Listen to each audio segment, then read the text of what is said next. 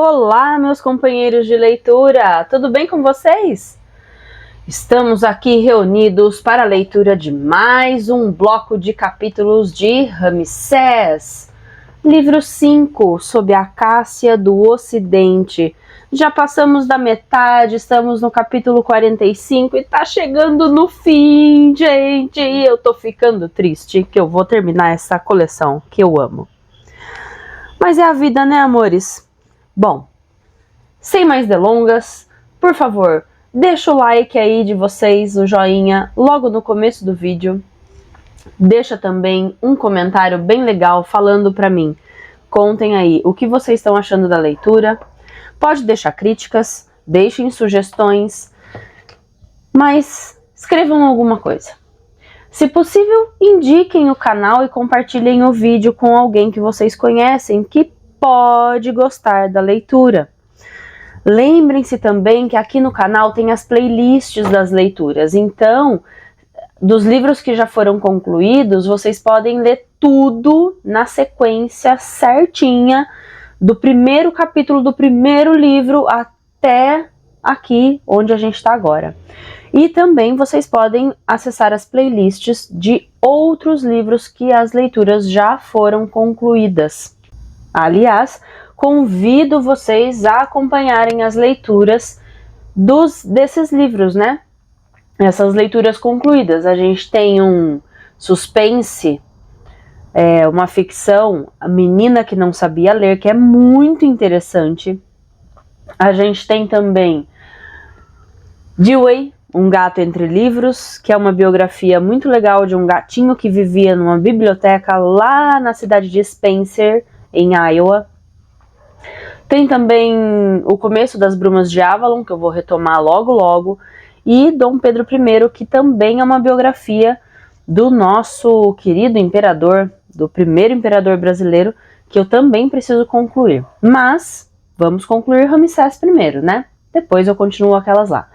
Mas por favor, fiquem à vontade para deixar seu like, para deixar seu comentário, para fazerem o que vocês quiserem aqui no canal.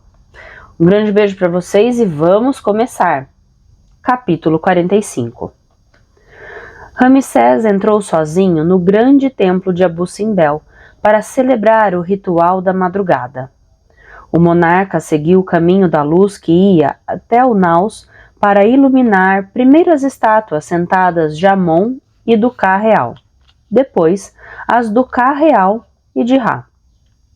O faraó, e não o homem encarregado de cumprir essa função na terra, estava associado ao Deus oculto e à luz divina, aos dois grandes deuses criadores, que reunidos sob o nome de Amon-Ra, formavam um ser completo.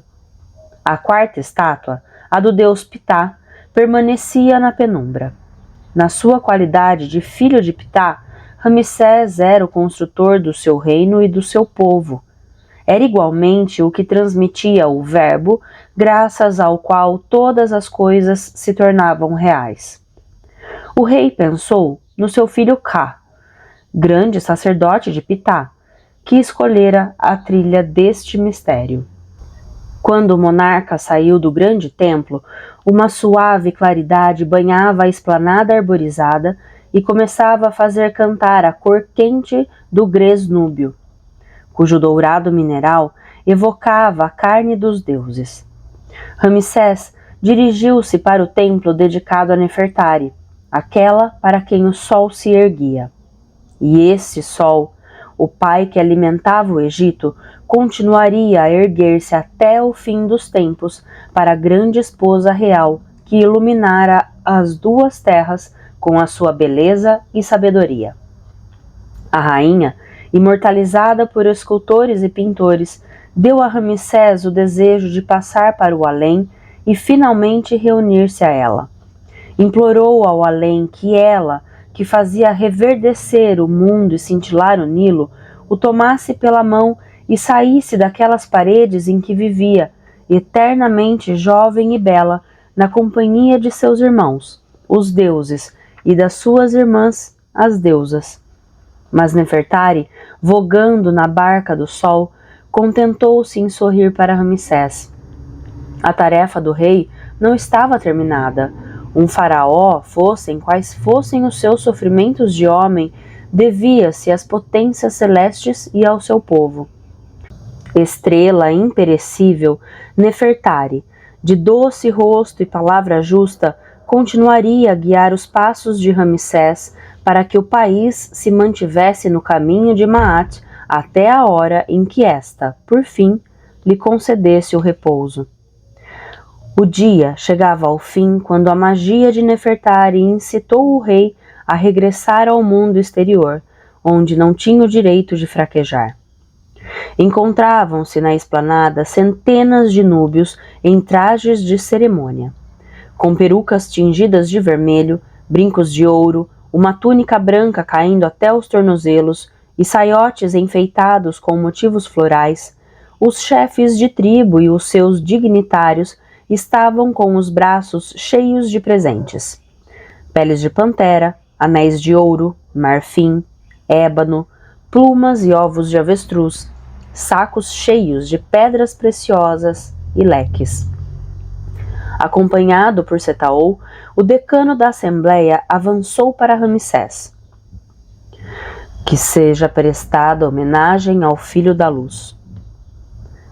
Que seja prestada homenagem aos filhos da Núbia, que escolheram o caminho da paz, respondeu Ramsés. Que estes 2 templos de Abu Simbel, tão caros ao meu coração, sejam o símbolo da sua união com o Egito. Toda a Núbia já sabe que Vossa Majestade nomeou Setaol vice-rei. Um pesado silêncio pairou sobre a Assembleia. Se os chefes de tribo desaprovassem aquela decisão, recomeçaria a desordem.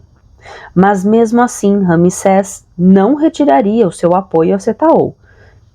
Sabia que o amigo tinha nascido para governar aquela região e que a tornaria feliz. O decano voltou-se para Setaol, vestido com a sua túnica de pele de antílope. Agradecemos a Ramsés o Grande ter escolhido o homem que sabe salvar vidas. Fala com o coração e conquistou o nosso. Comovido até as lágrimas, Setaol inclinou-se diante de Ramsés. De repente, o que viu aterrorizou-o. Uma víbora de chifres aproximava-se do pé do rei, ondulando sobre a areia. Setaol desejou gritar e alertar o monarca, mas foi saudado e levado em triunfo nos braços dos núbios, num grande barulho de aclamações, e os seus avisos foram abafados pelo ruído dos festejos. Quando a víbora estava se erguendo para atacar, um íbis branco desceu do céu azul, cravou o bico na cabeça da víbora e retomou o voo, levando a sua presa.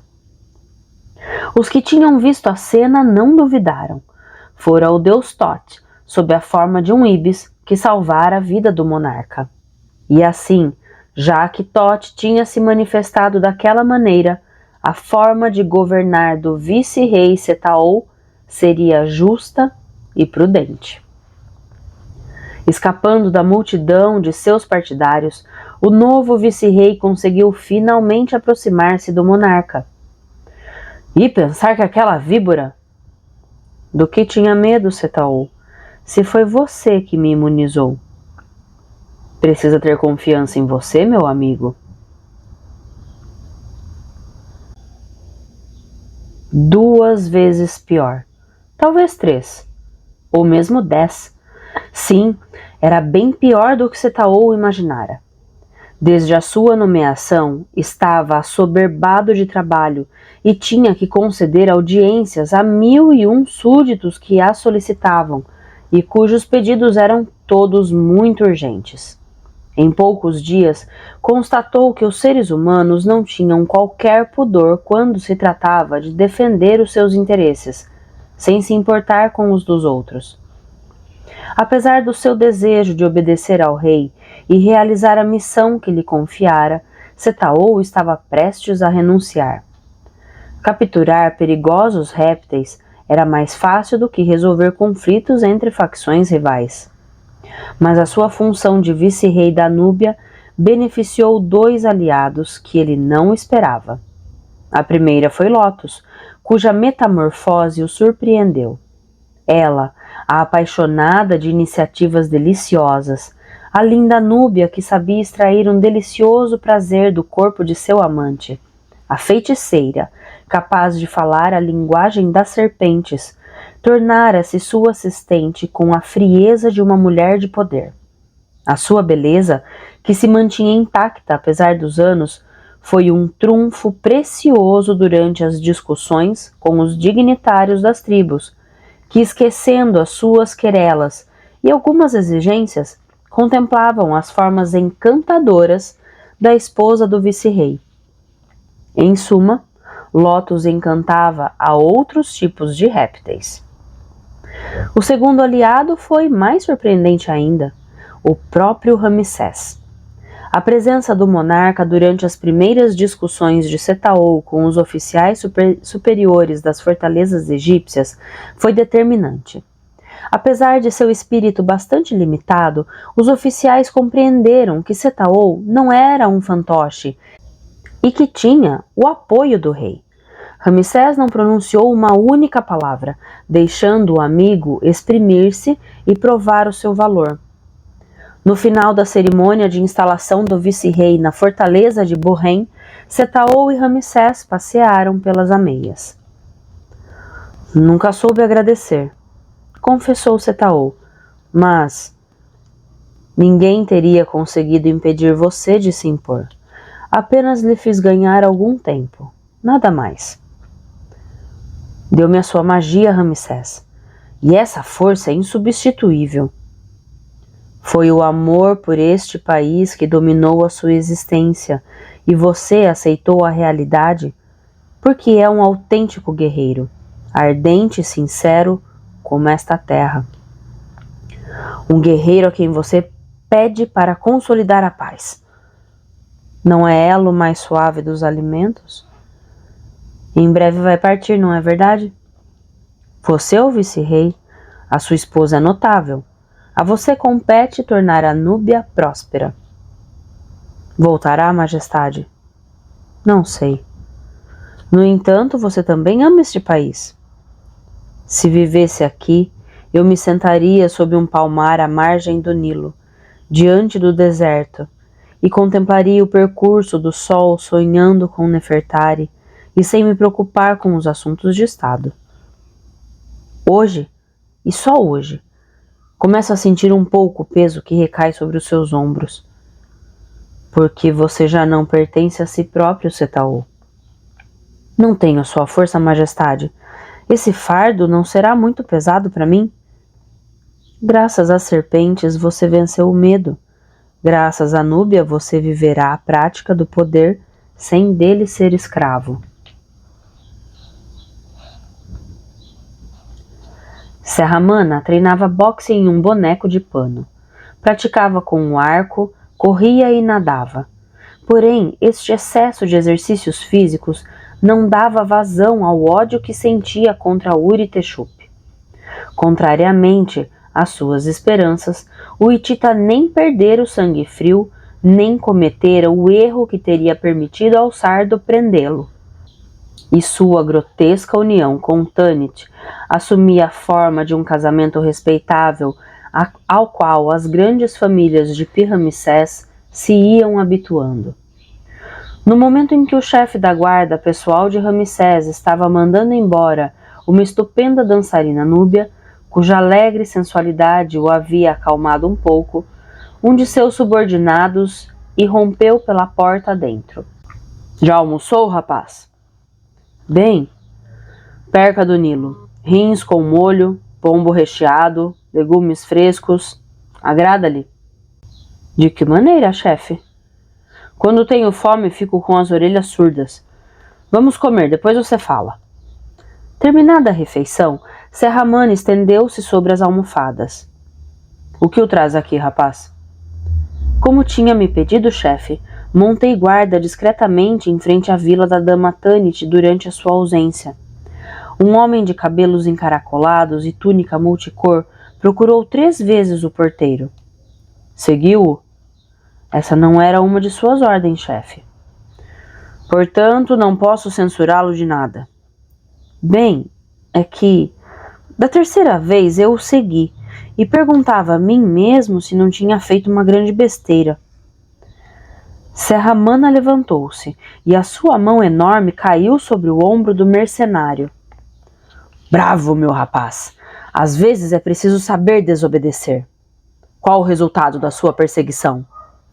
Descobri onde ele vive. Fim do capítulo 46. Serra-Mana refletira longamente. Devia empreender uma ação brutal e obrigar o suspeito a falar, ou consultar primeiro a Mene. Outrora não teria hesitado, mas o antigo pirata tornara-se egípcio, e o respeito pela justiça parecia-lhe agora um valor que permitia aos seres humanos conviverem sem demasiados choques e sem insultar os deuses. Assim, o chefe da guarda pessoal de Ramsés entrou no gabinete do secretário particular e porta-sandálias do monarca, que trabalhava só, à luz de lampiões a óleo.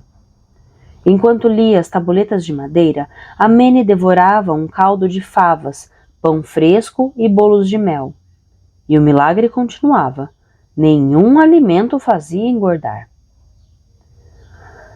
Quando vem me visitar tão tarde, não é bom sinal, disse a Serra-Mana. Engana-se. Talvez eu tenha uma pista interessante, mas ainda não fiz nada. A Mene ficou surpreso. Será que o deus Tote o tomou sob a proteção de suas asas de íbis e insuflou-lhe um pouco de bom senso? Agiu bem, Serra-Mana. O vizir não brinca com o respeito a que os cidadãos têm direito. Trata-se de um fenício rico, chamado Narish, que vive numa grande vila. Foi várias vezes à casa da dama Tanit. Visitas de cortesia entre compatriotas? Mas Narish não sabia que Tanit e Uritexupi andavam em viagem oficial em companhia da rainha. Desde que regressaram, só veio uma vez, no meio da noite. E você mandou vigiar a casa da dama Tanit sem autorização? De forma nenhuma, Mene. Obtive essas informações de um vigilante encarregado da segurança do bairro. Não só me toma por imbecil, como ainda brinca como os diplomatas. Ora, ora! Eis aí um novo Serra-Mana? O escriba parou de comer. Você está me tirando o apetite. Será que cometi um erro grave? Inquietou-se o sardo. Não. A sua apresentação dos fatos é astuciosa e conveniente. Mas o nome Narish é que me inquieta. É um homem rico e com toda certeza influente. Mas por que haveria de escapar à justiça? Porque é mais influente do que você imagina. Narish é um comerciante da cidade de Tiro, encarregado de preparar, com o nosso Ministério dos Negócios Estrangeiros, a visita do rei à Fenícia. O sardo entusiasmou-se. É uma cilada. Narish está em contato com Uritexupi. Ele tem negócios com a sua compatriota, a dama Tanit. Ela mesma é uma rica comerciante, portanto nada prova que conspire com o Hitita. Não sejamos cegos, Amene. Estou numa situação difícil. Depois de ter passado vários meses na Núbia para afirmar a autoridade de Setaol, Ramsés retomou a pasta dos nossos protetorados do norte e dos nossos parceiros comerciais. Como os laços com a Fenícia enfraqueceram um pouco, ele decidiu reforçá-los com uma viagem oficial. Você conhece bem o rei. Não será um mero atentado que o fará recuar. Temos de continuar a investigação e provar que aquele Narish é um cúmplice de Uritexupi. E você pensa que íamos ficar de braços cruzados? As águas do Nilo refletiam o ouro do sol poente. Tanto na casa dos ricos como na dos humildes estava sendo preparada a refeição. As almas dos mortos, depois de terem vogado em companhia do astro-rei e terem se alimentado com a sua energia, regressavam às suas moradas de eternidade para ali se regenerarem com uma outra forma de energia, o silêncio. No entanto, nessa noite, os cães encarregados de guardar a imensa necrópole de Saqqara estavam atentos. porque o local acolhia 2 visitantes de altíssima qualidade, Ramsés o Grande e seu filho Ka. Este último, dominado por uma exaltação que lhe era pouco habitual. Como estou feliz por recebê-lo em Saqqara, Majestade! Os seus trabalhos correram bem e descobriu o livro de Thoth? A maior parte dos monumentos antigos está restaurada. Estamos fazendo os acabamentos finais. Quanto ao livro de Thoth, talvez eu esteja prestes a reconstituí-lo, página por página, e é exatamente uma delas que gostaria de lhe mostrar. Durante a sua longa estada na Núbia, os mestres de obras e os artesãos do deus Ptah trabalharam sem cessar. A alegria do filho enchia Ramsés de felicidade. Raramente o vira tão feliz. No vasto domínio de Saqqara, reinava a pirâmide mãe de Djeser e de Imhotep, a primeira construção em pedras talhadas cujos degraus formavam uma escada para o céu. Mas não foi para o extraordinário monumento que Ka conduziu o pai. Seguiu por um caminho desconhecido, serpenteando para nordeste da pirâmide. Uma capela de colunas sobrelevadas, cujo envasamento era adornado por estrelas dedicadas às divindades por intermédio de grandes personagens do estado, marcava a entrada de um subterrâneo guardado por sacerdotes com tochas. Alçaiote de cerimônia do faraó, lembrou Ka. Está presa uma cauda de touro, pois este simboliza a força por excelência. E essa força é a do touro Apis, que permite ao Senhor das Duas Terras ultrapassar todos os obstáculos. É ele, Apis, que transporta sobre o dorso a múmia de Osíris para ressuscitá-lo com a sua corrida celeste. Tinha feito juramento de construir para o touro Apis um santuário de acordo com a grandeza da sua dinastia. Esta obra está pronta. Precedido pelos portadores de tochas, o monarca e o filho mais velho penetraram no templo subterrâneo dos touros Apis. No decurso das gerações, a alma do deus passara de animal em animal sem que a transmissão de sua força sobrenatural tivesse sido interrompida. Cada um deles repousava num enorme sarcófago depositado numa capela. Mumificados como os humanos, os touros Apis tinham sido inumados com os tesouros do seu reinado. Joias, vasos preciosos e mesmo pequenas figuras com cabeças de touro que se animariam magicamente no além, para lhe evitar qualquer fadiga. Os construtores tinham escavado e preparado impressionantes galerias que ligavam entre si as capelas onde os touros mumificados dormiam um sono tranquilo. Todos os dias, explicou Ka, os sacerdotes especializados apresentarão as oferendas em cada uma das capelas para que a grande alma de Apis dê ao faraó a força de que tem necessidade. Mandei igualmente construir um sanatório, onde os doentes serão instalados em quartos de paredes cobertas de estuque, onde farão curas de sono. Não lhe parece que a médica-chefe Neferet vai ficar encantada? A sua obra é magnífica, meu filho. Ela há de atravessar os séculos. Nota de rodapé. Foi o egiptólogo francês Mariette que, em 1850, descobriu a localização das capelas funerárias dos touros Apis, conhecida pelo nome de Serapeum. Voltando ao texto, Apis vem ao seu encontro, majestade. Saindo das trevas, um colossal touro negro avançou lentamente para o faraó. O Apis reinante tinha o porte de um monarca pacífico. Ramsés recordou o momento aterrador em que, em Abidos, seu pai Seti o confrontara com um touro selvagem. Quantos anos já tinham passado desde o episódio que decidira o destino do filho da luz? O touro aproximou-se. Ramsés permaneceu imóvel. Venha em paz até mim, meu irmão. Ramsés tocou o chifre do touro, que com a sua língua áspera lambeu a mão do monarca. Os altos funcionários do Ministério dos Negócios Estrangeiros haviam aprovado com grandes elogios o projeto de Ramsés, felicitando o faraó pela sua notável iniciativa, apreciada por todos os principados colocados sob a proteção do Egito e do Hatti. Não passara sequer uma sombra de crítica, nem mesmo uma sugestão. Não era divino o pensamento de Ramsés o Grande? Quando Amene entrou no gabinete do monarca, detectou imediatamente a sua contrariedade. Devo chamar a médica-chefe Neferet, Majestade. Sofro de um mal que ela não poderá curar. Deixe-me adivinhar. Já não suporta as lisonjas.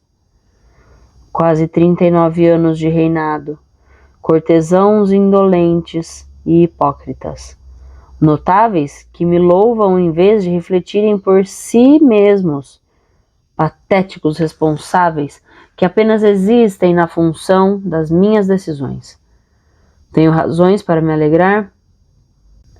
Teve então que ultrapassar os 60 anos para descobrir a verdadeira natureza dos cortesãos?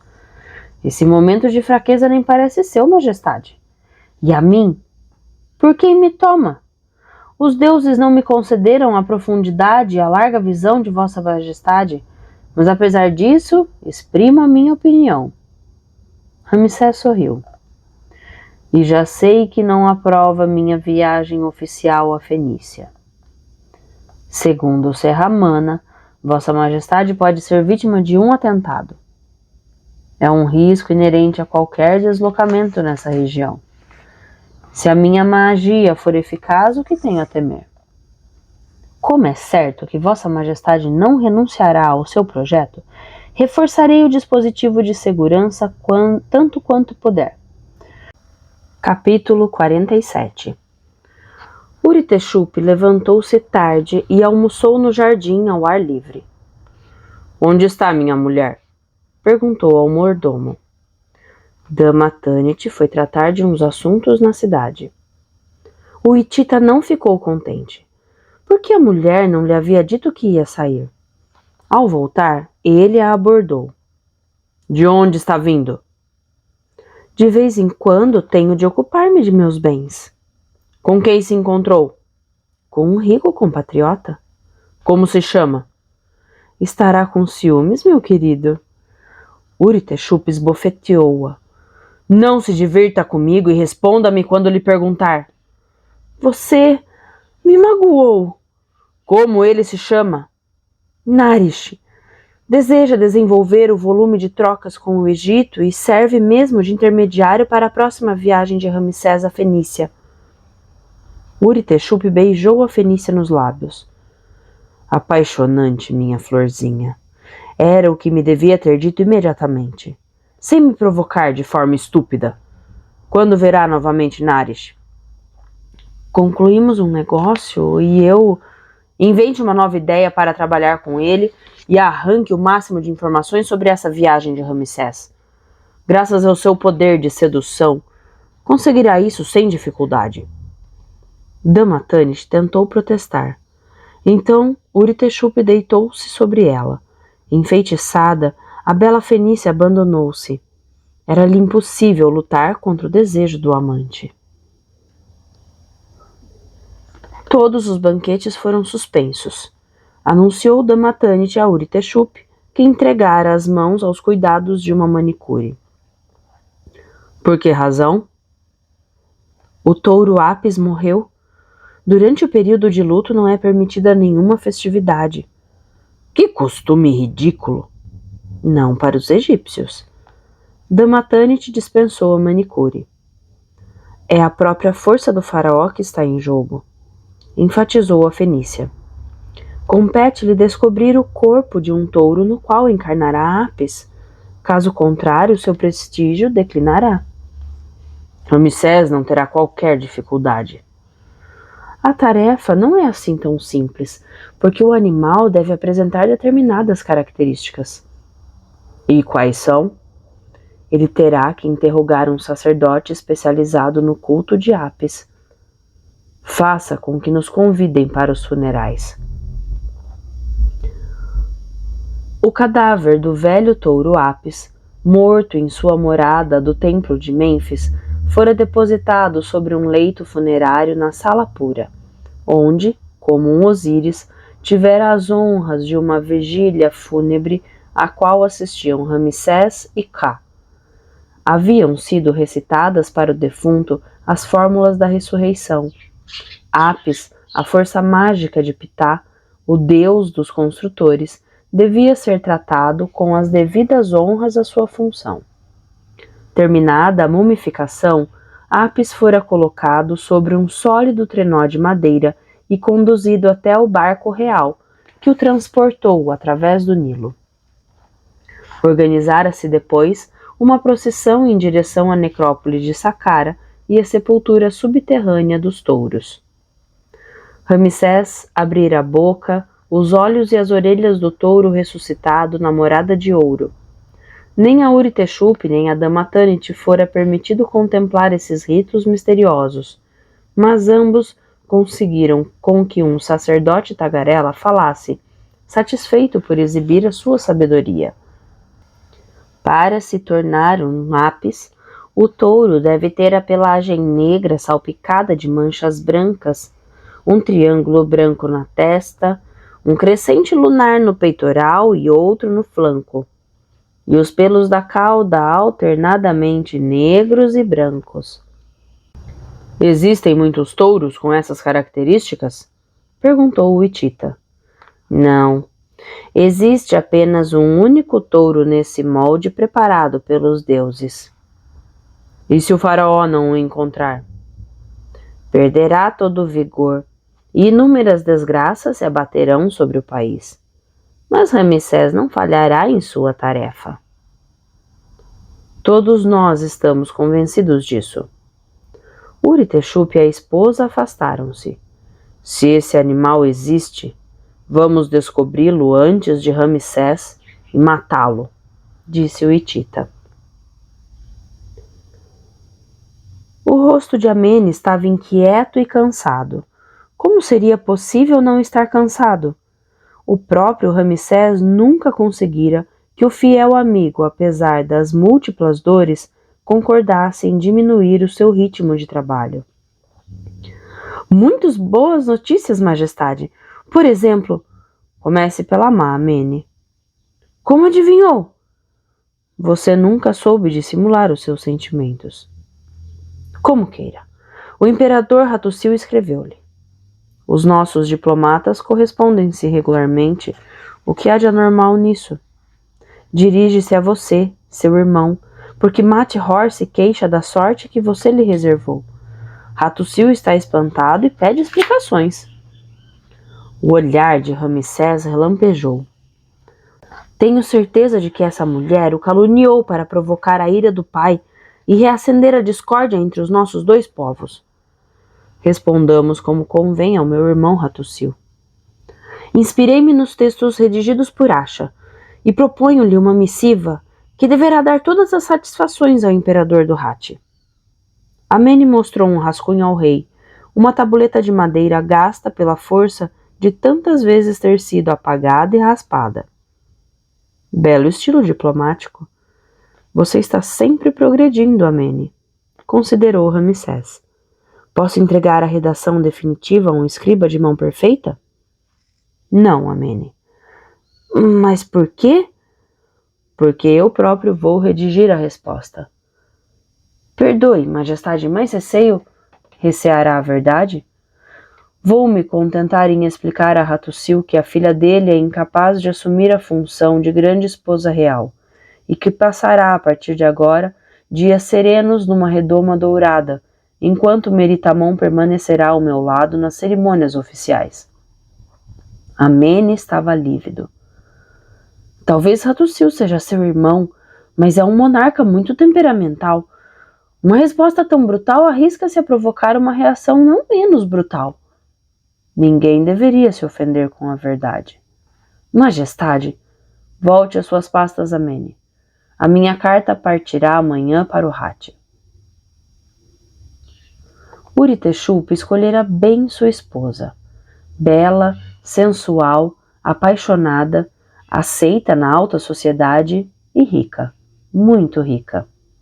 Graças à fortuna da dama Tanit, o Hitita pudera contratar um considerável número de informantes encarregados de o avisarem dos locais onde viviam touros machos, adultos, de pelagem negra salpicada de manchas brancas. Como Ramsés ainda não iniciara nenhuma procura, Uritexup aproveitara sua vantagem.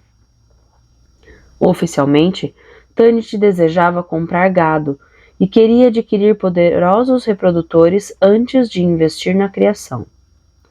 A procura tinha se iniciado em redor de Pi-Ramsés, estendendo-se depois às províncias que se encontravam entre a capital e Mênfis. O que Ramsés está fazendo? Perguntou Uritexup a Fenícia, que voltava do palácio onde conversara com funcionários da dupla Casa Branca, encarregados de aplicar a política econômica do soberano. Passei a maior parte do tempo em companhia de Ka. Pai e filho estão reformulando o antiquíssimo ritual de entronização do novo Apis. Esse maldito touro já foi descoberto?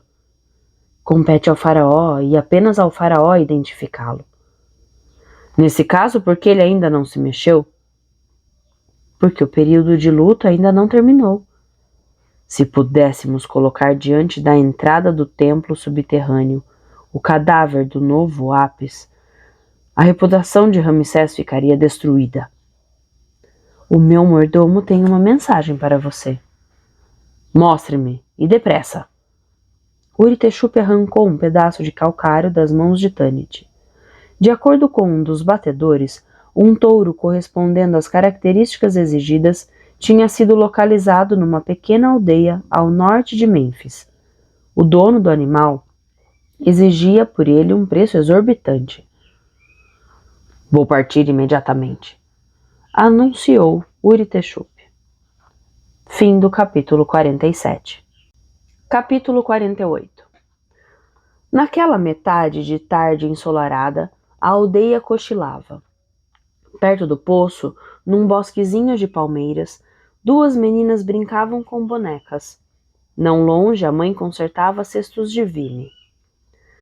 Quando o cavalo de Uritexup rompeu naquele mundo calmo, as duas crianças, assustadas, correram para junto da mãe. Também ela, aterrada pela violência que emanava do cavaleiro de longos cabelos. Você, mulher, diga-me onde está o proprietário de um vigoroso touro negro. A mãe de família recuou, apertando as crianças contra o corpo. Fale ou vai sentir os meus punhos. Na saída sul da aldeia. Um casarão com um cercado. O cavalo lançou-se na direção indicada. Alguns minutos de galope, Uritexup avistou o cercado. Um touro esplêndido, de pelagem negra salpicada de manchas brancas, ruminava parado.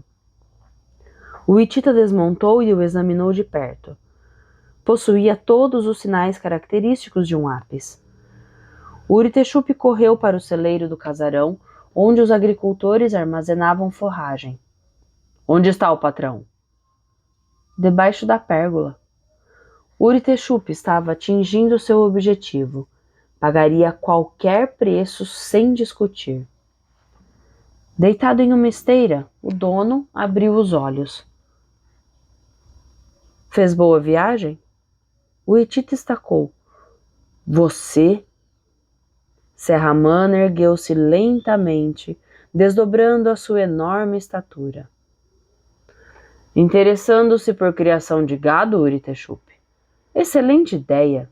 É um dos pontos fortes do Egito. Mas você não é o dono deste casarão?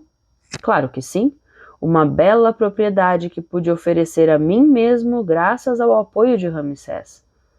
Passarei aqui uma velhice tranquila. Não deseja comprar o meu mais belo touro?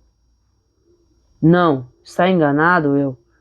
Quando Amene e eu verificamos que você andava muito agitado, o secretário particular do rei teve uma ideia divertida. pintar na pelagem deste animal os símbolos característicos do touro Apis. Essa brincadeira ficará entre nós, não é verdade? O período de luto terminaria em breve, e os ritualistas começavam a inquietar-se. Por que motivo o rei não iniciava a busca do novo Apis?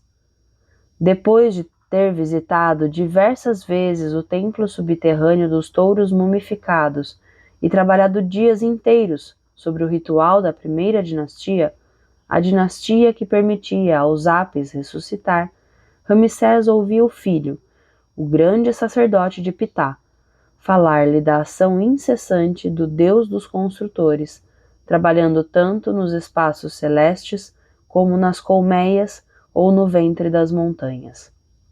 O verbo criador de Ptah revelava-se no coração e era formulado pela língua, porque todo pensamento vivo devia encarnar-se numa forma justa e bela. Uma semana antes da data fatídica, o próprio Ka não dissimulava sua inquietação. Majestade, o luto. Eu sei, meu filho. O sucessor do Apis defunto existe. Não se aflija. Se estiver longe daqui, a viagem o fará perder tempo. Esta noite dormirei no templo subterrâneo e pedirei aos deuses e a Nefertari que me guiem. Ao cair do dia, o monarca ficou a sós com a dinastia dos Apis. Conhecia cada um pelo seu nome e apelou à alma única que os ligava uns aos outros. Deitado no leito rústico de uma cela de sacerdote, Ramsés confiou o seu espírito ao sono. Não apenas ao simples repouso do corpo e dos sentidos, mas ao sonho capaz de viajar como um infatigável pássaro, como se o seu ser tivesse sido, de repente, provido de asas. O rei abandonou a terra e elevou-se no céu e viu. Viu o Alto e o Baixo Egito, as províncias, as cidades e as aldeias, os grandes templos e os pequenos santuários, o Nilo e os canais de irrigação, o deserto e os campos cultivados.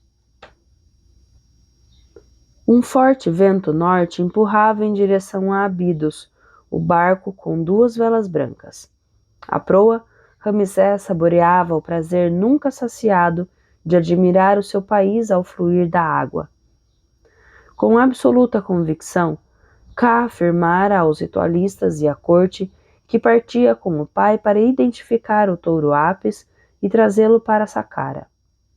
Conhecedor das consequências dramáticas de um fracasso, o grande sacerdote recusava-se a admiti-lo. Estamos chegando, disse ao monarca. Esta viagem pareceu-me tão curta. Quando somos inundados por tanta beleza, o tempo deixa de existir. O clero de Abidos, em peso, acolheu o rei no desembarcadouro. O grande sacerdote saudou Ka. Sua Majestade está vindo preparar os mistérios de Osíris? Não, respondeu Ka. Ramsés está convencido de que a nova encarnação do touro Apis se encontra aqui. Se assim fosse, nós teríamos prevenido Sua Majestade. Em que informações se baseia? Só ele sabe. O grande sacerdote de Abidos ficou consternado. Tem tentado chamar seu pai à razão? Ele é Ramsés. Todos esperavam que o monarca explorasse o campo circundante, mas ele dirigiu-se sem hesitação para o deserto, para os túmulos dos faraós das primeiras dinastias. Em Saqqara repousavam as suas múmias. Em Abidos perdurava o seu ser luminoso. As tamargueiras sombreavam as sepulturas. Então Ramsés ouviu sob a folhagem. Um magnífico touro negro, cujo focinho se ergueu para ficar apontado na direção do homem que avançava para ele. Era justamente a cena que o faraó contemplara no sonho proporcionado pela comunidade dos Apis. O quadrúpede não manifestou qualquer agressividade. Dir-se-ia que estava reencontrando um velho amigo depois de longa separação. Na testa do touro, um triângulo branco, no peitoral e no flanco um crescente lunar. E os pelos de sua cauda eram alternadamente negros e brancos. Venha, Apis, vou conduzi-lo à sua morada.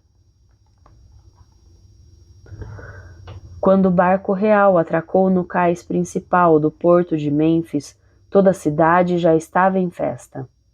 Os dignitários de Pi-Ramsés haviam deixado a capital para virem admirar o novo Apis, cuja força permitiria ao faraó reinar ainda durante longos anos. Até Amene se deslocara, não com intenção de participar das festividades, mas porque era portador de más notícias. Aclamados, o touro e o rei, lado a lado, desceram do barco e seguiram em direção ao templo de Ptah, onde, num vasto curral próximo do santuário, viveria a partir de agora a encarnação de Apis, cercado por vacas, cada qual mais encantadora. Diante da porta do curral, realizou-se um antigo ritual. Uma mulher de qualidade, reconhecida como honrada e gozando de excelente reputação, postou-se diante do touro. Levantou o vestido na altura do ventre e mostrou o sexo. Assim, acolhia a sacerdotisa de Hathor, em meio aos risos da multidão, o fecundador que engravidaria as vacas, animais sagrados da deusa, garantindo, portanto, a descendência dos Apis. Na primeira fila de espectadores, Uri-Teshup não sabia para onde olhar. Aquela cena insólita, aquela mulher impúdica que também ria às gargalhadas, aquele touro impassível e aquele povo em veneração perante Ramsés. Aquele Ramsés que parecia indestrutível. Qualquer outro teria desistido, mas Uri-Teshup era um hitita, um chefe guerreiro, e Ramsés roubara-lhe o trono. Nunca lhe perdoaria ter reduzido a nação hitita, outrora conquistadora e vitoriosa, a um amontoado de medrosos curvando a cabeça diante do adversário de ontem. A grande porta dupla do templo fechou-se. Enquanto a população dançava, cantava, comia e bebia por conta do faraó, Ramsés, Ka e um grupo de ritualistas celebraram a cerimônia de entronização do novo Apis, cujo ponto culminante era a corrida do touro levando no dorso a múmia de Osíris, o corpo recomposto e revivificado do deus vencedor da morte. Como é possível gostar assim de viagens? Resmungou Amene. E enquanto está viajando, os aborrecimentos e as urgências acumulam-se sobre a minha mesa de trabalho. Se você veio até aqui, não foi sem um motivo importante, observou Ramsés. E ainda vai me acusar de perturbar num período de festividades. Já lhe fiz alguma censura séria? O porta-sandálias do rei rosnou uma resposta indistinta. O imperador Hattusili respondeu com uma rapidez surpreendente. Basta ler nas entrelinhas para detectar a sua raiva. Desaprova a sua atitude e mal disfarça suas ameaças. Ramsés guardou silêncio por alguns momentos. Já que os meus argumentos não o convenceram, utilizaremos uma estratégia diferente. Pegue um papiro novo, Amene, e traga-me o seu melhor pincel. As minhas propostas deverão surpreender o meu irmão Hattusili. Fim do capítulo 48.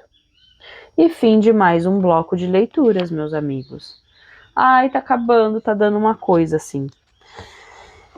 Olha, eu vou ser sincera com vocês, tá? Eu tava na torcida para que o autor, o Christian Jaque, desse um pouco mais de detalhes sobre essa entronização e essa cerimônia de recebimento, né, de recepção do novo Apis, do novo touro. Mas tudo bem, ficamos por aqui. Gostaram desse bloco de capítulos? Eu gostei. Serramana foi muito inteligente, muito astuto. Qual foi a melhor parte do capítulo para vocês? A melhor parte desse bloco de capítulos para vocês? Contem aí nos comentários para mim. E eu espero ansiosa por eles. Uma ótima semana para vocês. Antes de ótima semana. Peraí. Hoje é quarta-feira, dia 10 de setembro.